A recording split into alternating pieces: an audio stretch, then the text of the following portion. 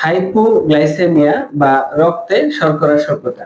অনেক সময় ডায়াবেটিস রোগীদের ডায়াবেটিসের ওষুধ ও ইনসুলিনের কারণে রক্তে শর্করা কমে যায়।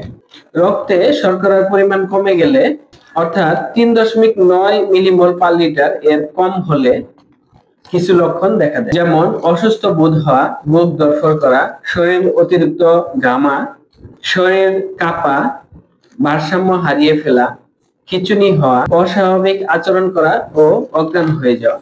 এসব লক্ষণ দেখা দিলে দ্রুত ডায়াবেটিস চেক করুন এবং সাথে সাথে চিনি গুলানো পানি অথবা গুড় মিশ্রিত পানি খাইয়ে দিন।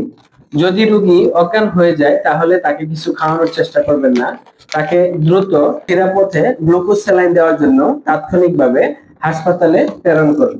হাইপোগ্লাইসেমিয়া বা রক্তে শর্করা স্বল্পতা, এই সমস্যাটি প্রায় ডায়াবেটিস রোগীদেরই হয়ে থাকে, তাই এই তথ্যগুলি জেনে রাখা খুবই জরুরি। এবং যাদের ডায়াবেটিস আছে তারা অবশ্যই ঘরে কিছু মিষ্টি জাতীয় খাবার অথবা মিষ্টি, চিনি, গুড় এগুলি রাখতে পারেন।